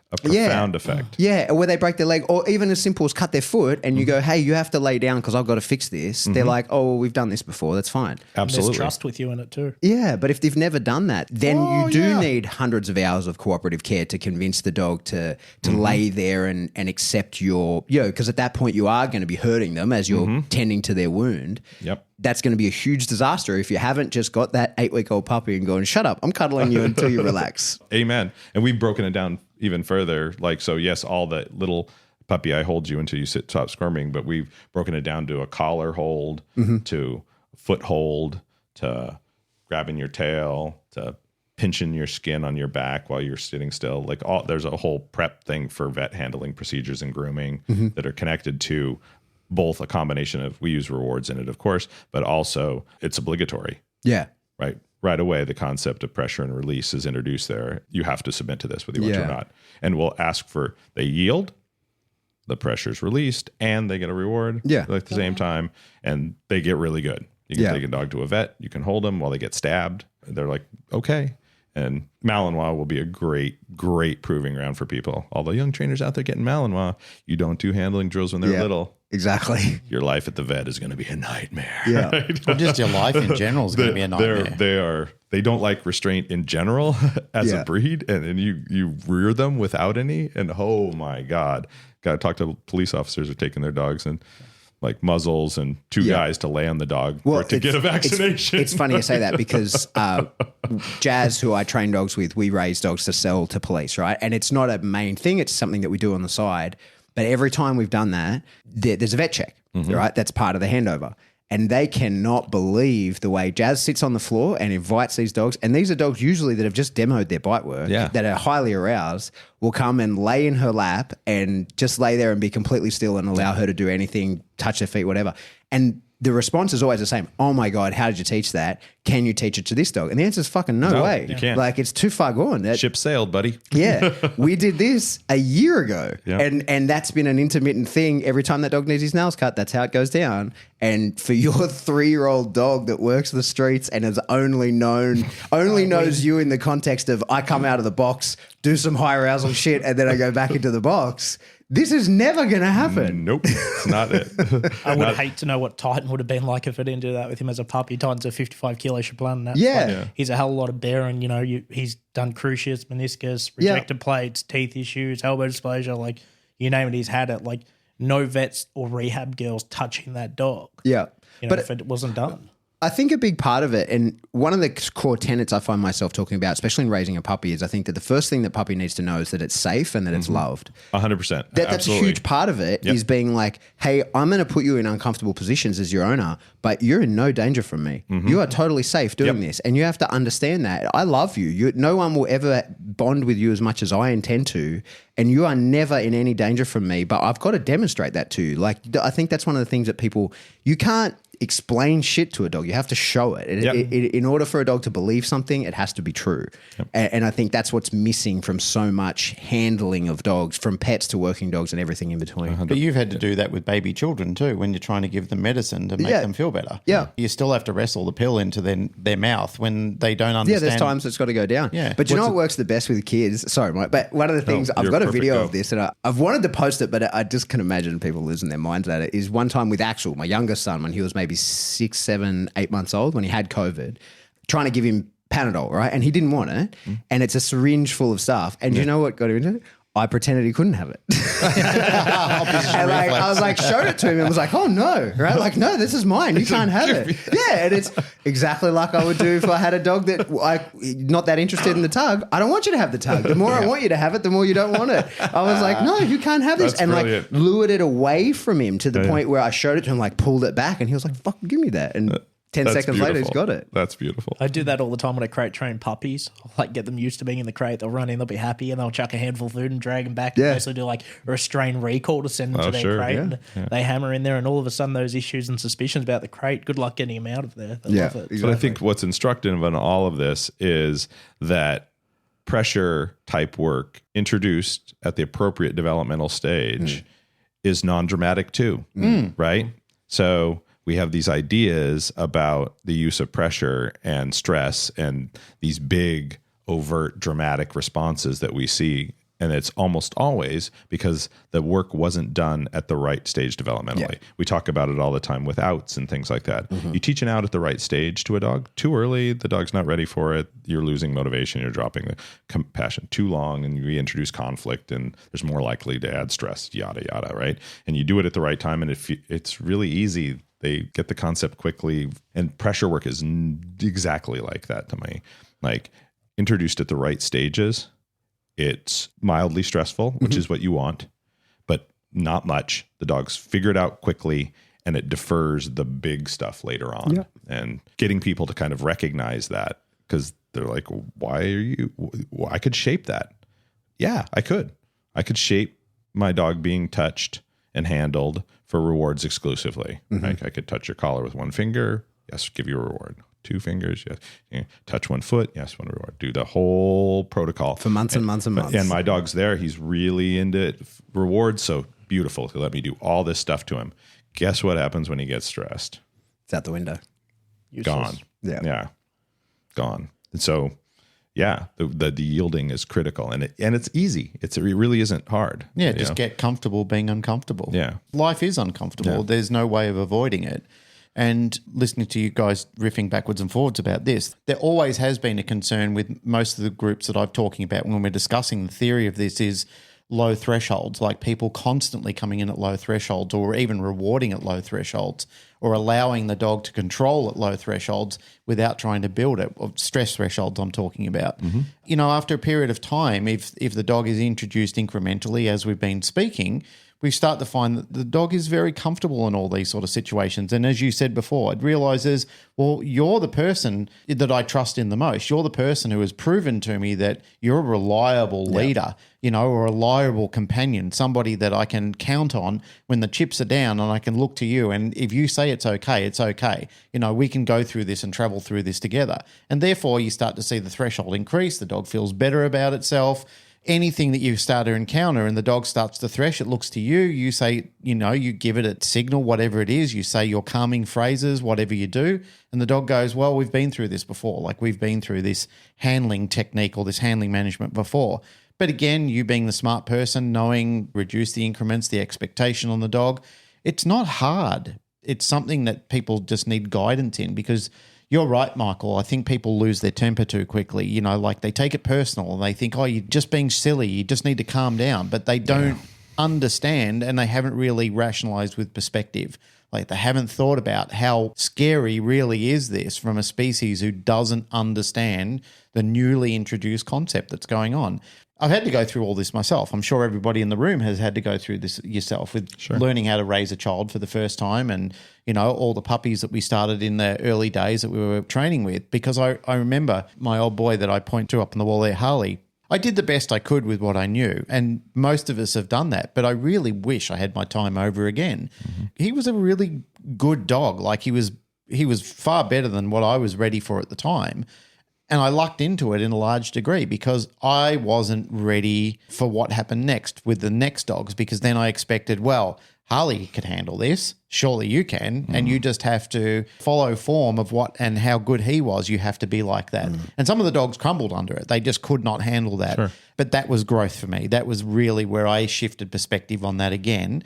Like, it's nice listening to people talking about this, and it's nice that we're advising people, slow down, smell the roses, take it easy. If you're not sure, ask. Come and see somebody who can actually show you what to do. Take your time.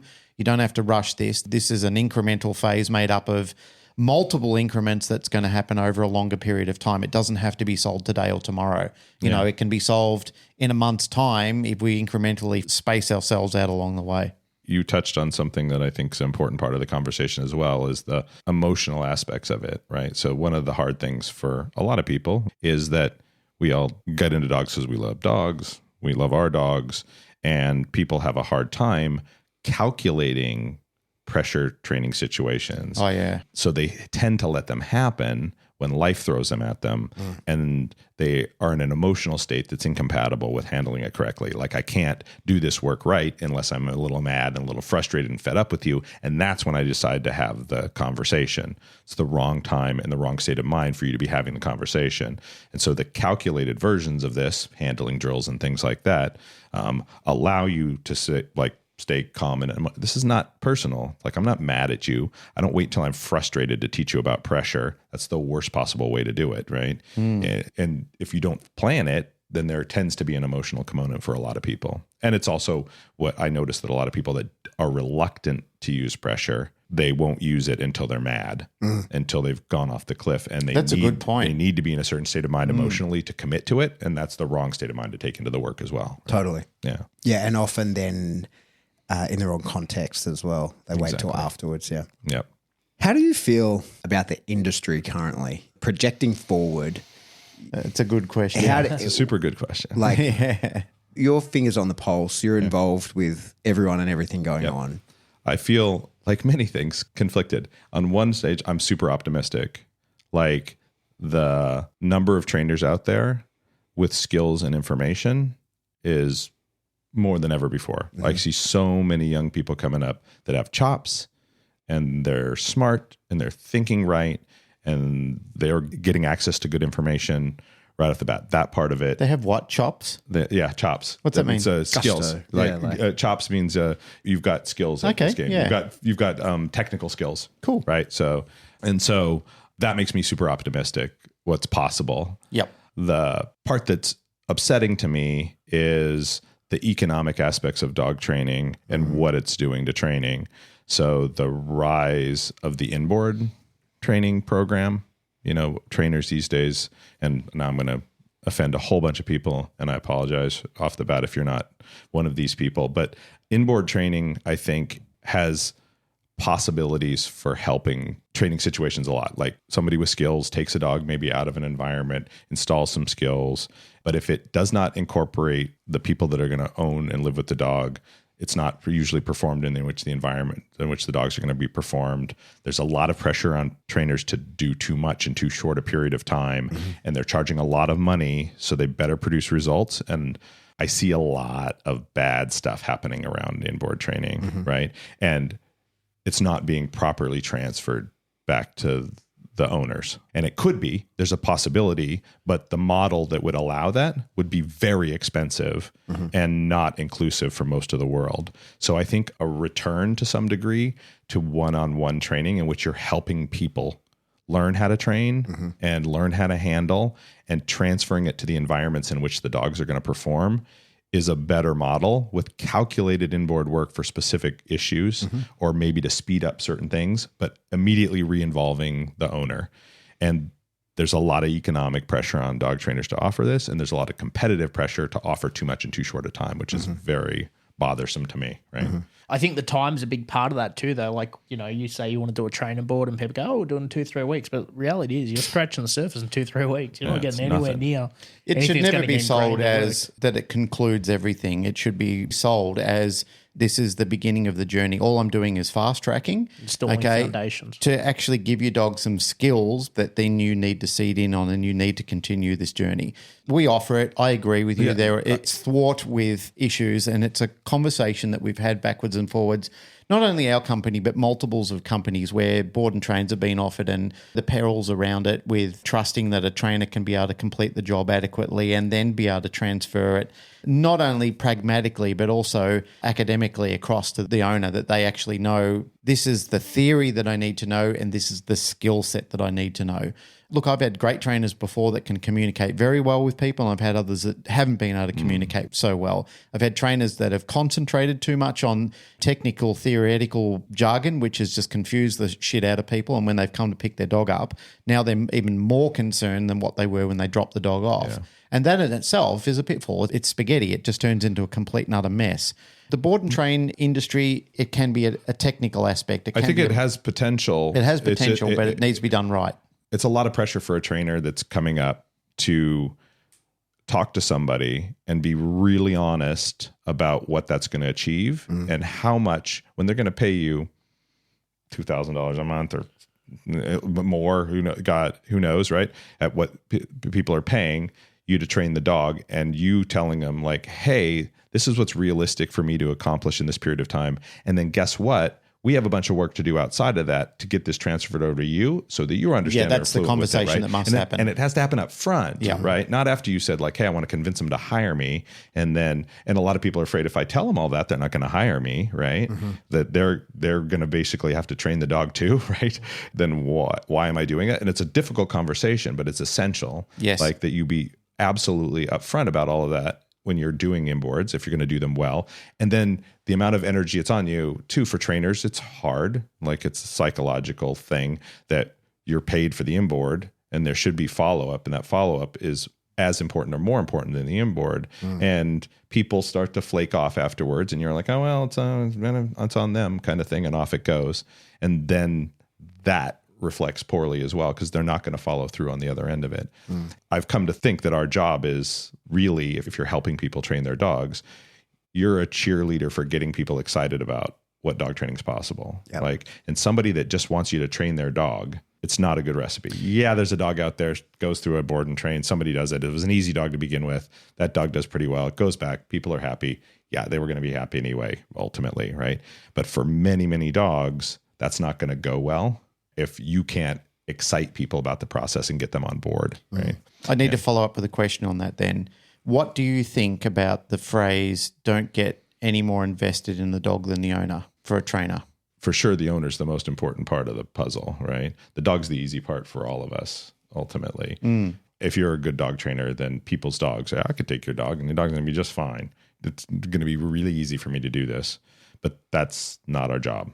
That is absolutely not your job. There are people that have some peripheral jobs that just deal with dogs, but that's pretty uncommon, right? You are a teacher of dog training to someone who doesn't want to be a dog trainer if you're helping companion dog owners, right? As opposed to, I have this lovely luxury of teaching to people who really badly want to be dog trainers. So my job is easier. But when you're dealing with the general public, it's not. You have a reluctant trainer. They want a dog that listens to them, but they don't want to be a dog trainer. And your job ultimately is them, to get them to want to be a little bit of a dog trainer. They don't have to be a professional dog, but you got to get them to want to be a little bit. And that's people skills. It's that stuff. It's not dog training. That's my biggest concern with the tool bans and whatnot on the horizon is. I just think, like, for us as dog trainers, you find a way. If you can't use the tools anymore, sure. fucking hell, like, it'll be a pain in the ass, but we'll manage. There'll be things you can't do, whatever. It'll be fine. But it's when you say to a person like, hey, we just turned this 2-week fix into a 12-week fix. Yeah. That's when the average pet owner goes, fuck off. I'm not. No chance. Yeah, I'm not living with this hell for another 12 weeks. I've put up with it for the last 2 years. Yeah. And then I called you Yeah. and I need this fixed immediately. And certainly there's been dogs under the bridge that I've had to go, hey, sorry, man, we got to fix this quick. Like, and Yes. the worst, and I'll never forget, was a Doberman. They told me it was a Friday afternoon. And they said, if we don't see light by the end of this session, we're putting this dog down tomorrow. We've made the appointment. And so I said to that dog, I was like, hey, man, I'm very sorry. Apologize ahead of time. I'm very sorry about what's about to happen to you. And if I had more time, it would go a very different way, but I'm saving your life here, right? When that's off the table, that's my concern. And it's a legitimate concern for sure. To me, I'm front and center these days in the arguments in the US about banning of tools. E-collar specifically is the big one that's starting to crop up. And there's all these arguments about, efficacy, stress levels, all these things, which are important for people that actually know what it is to train animals. For the general public, it's a bunch of gibberish, generally speaking. And for most policymakers, it's gibberish, right? To me, one of the most important arguments that we can make is the ableist argument, right? That the electronic collar is a potential equalizer that is democratic and egalitarian. Yes, I can do this without an electronic collar. The 70-year-old woman cannot. Yep. Period. And the alternatives to this don't exist for those people. So what about people with disabilities? What about people that have bad hip or whatever? All these things. So you're taking an entire tool away. That's an ableist policy. And I'm finding that that's going to be the tact for talking to a lot of policymakers because they have constituents out there who couldn't function the other way around. Yeah. Right? And you focus on that kind of thing over what we would love to focus on as dog trainers, which is, this tool is not what you think it is. And this is what really goes on. And that's important for dog trainers talking to other dog trainers, but that's not the people making the decisions, unfortunately. Right? Yeah. No, that makes total sense. That's a good move. Whew. It's a heavy conversation. We covered some varied and interesting ground. But sometimes it's some of the best conversations. Yeah, for sure. To get deep in the weeds, because otherwise sometimes you're covering old ground over and over again. It's nice to hear it from perspective. For me, I just wanted to sort of add to that. I think our audience kind of knows the ethos that you and I subscribe to.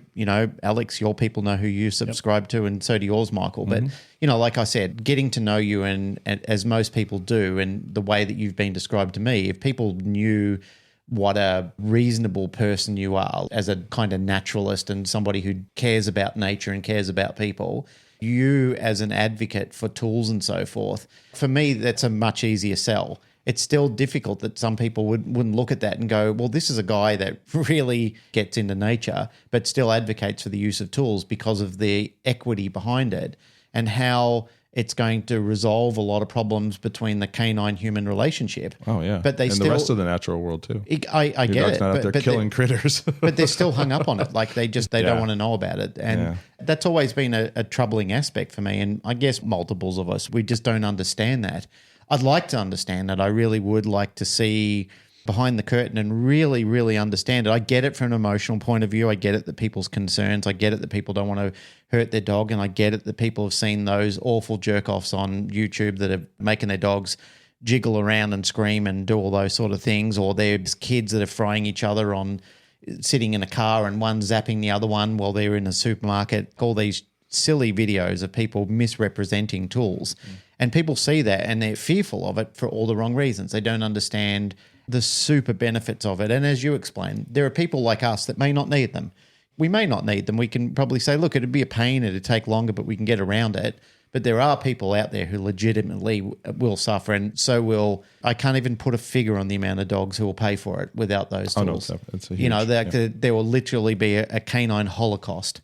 It will be like the example Bart used with all the carting dogs. Yeah, exactly. Like when they decided that it was cruel because one politician's wife didn't like it, there were literally... King's wife. Yeah, the king's wife, yeah. didn't like it in Belgium, and suddenly the next day there were so many people that couldn't survive if they had a dog without the means to be able to provide an income for it. And then there were just thousands of dogs that were instantly euthanized that next day, shot in the head and put in a ditch. It Because was pulling carts.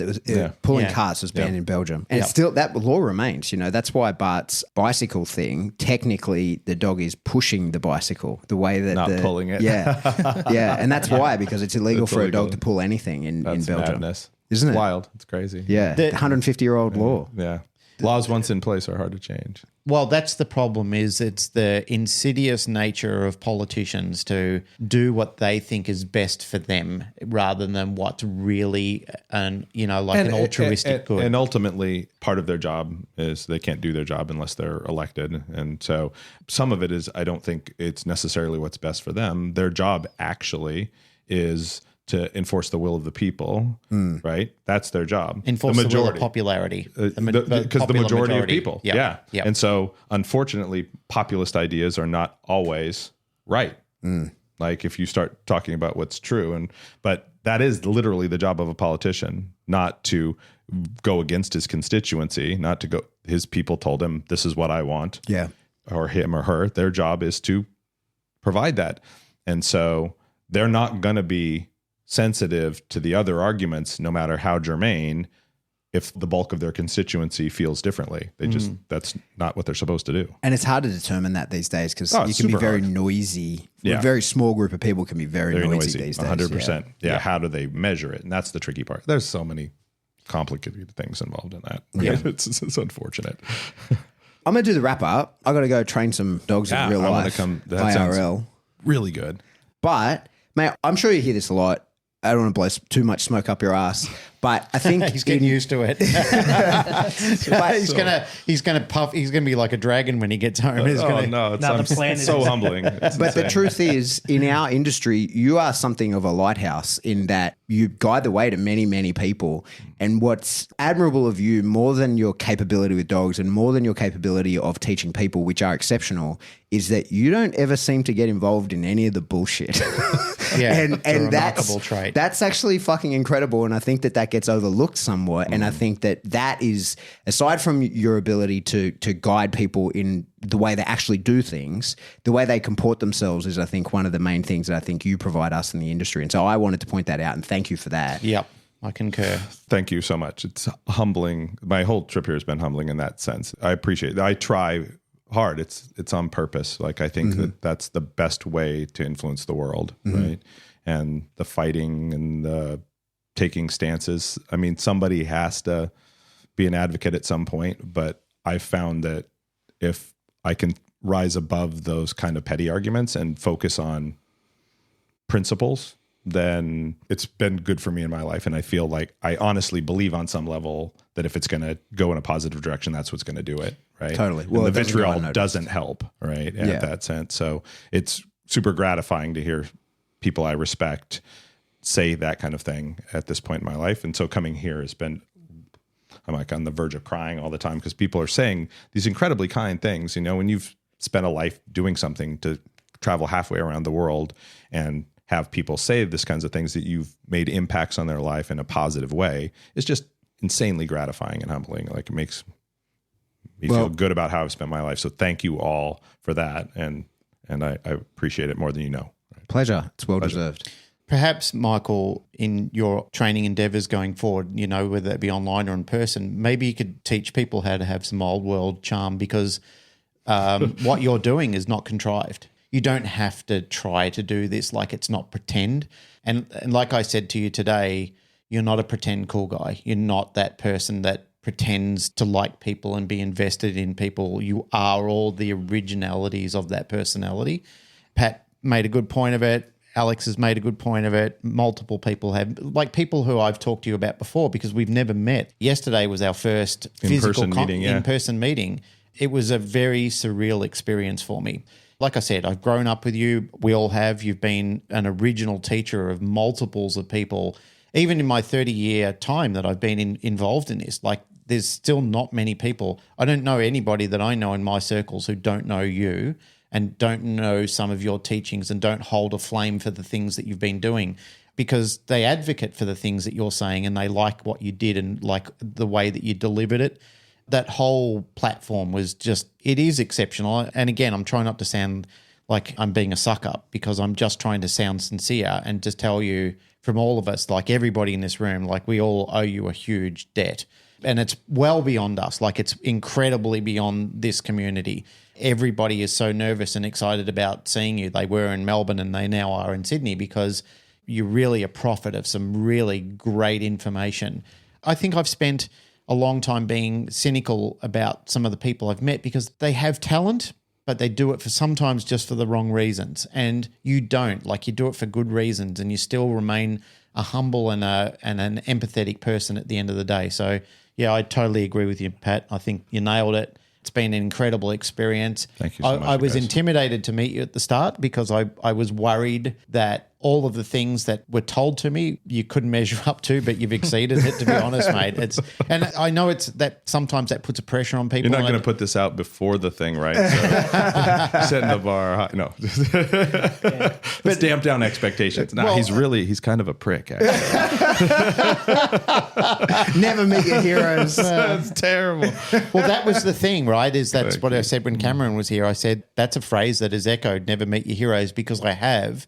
And I have put unfair expectations on people before, and I understand the pressure of that. And I have met them and I've been disillusioned by them, but I haven't with you. Like I haven't seen anything that would disillusion. Like you've exceeded everything. But that's what I'm saying is you don't try and do it. It's not contrived. It's not like you've put on a show or came and pretended to be anybody.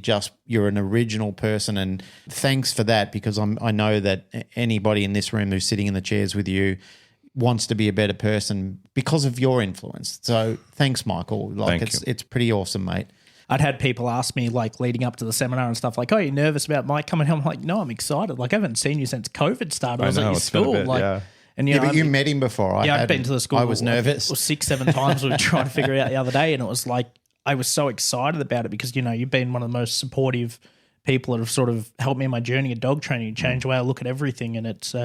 I got to go. Thank you, guys. It's incredibly kind. We're going to name this episode the Michael Ellis Circle Jerk. You're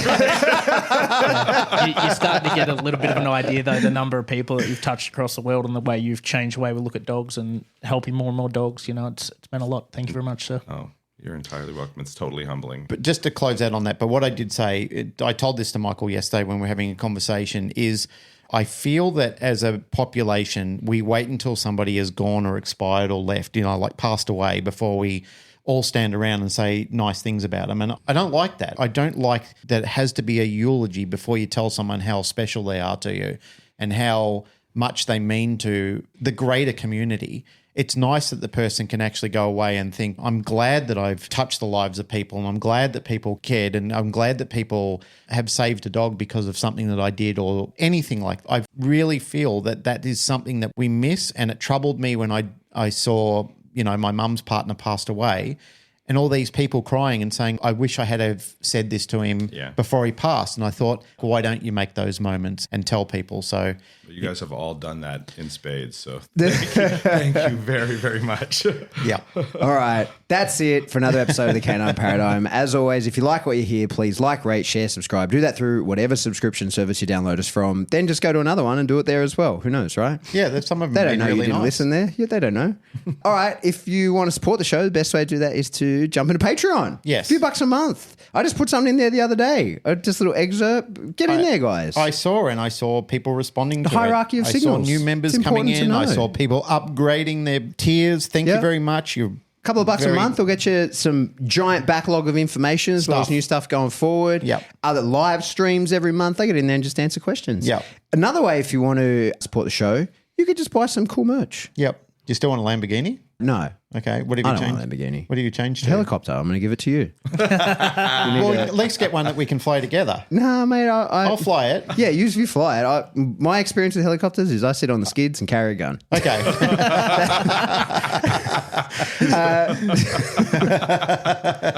And I'll just keep my friend that has been in many, many crashes away from you. Yes, please. Yeah, I don't want to meet that guy. So jump into spring, get yourself some cool merch there, socks, underpants, water bottles, all those things. No water bottles. Or underpants or socks. Yep. And if you want to get in contact with us, best way to do that is to jump into the Facebook discussion group. You can group source some information in there. Just don't be a dickhead to anybody. That's our main rule. And if you want to shoot us an email, we are info@thecanineparadigm.com. Goodbye.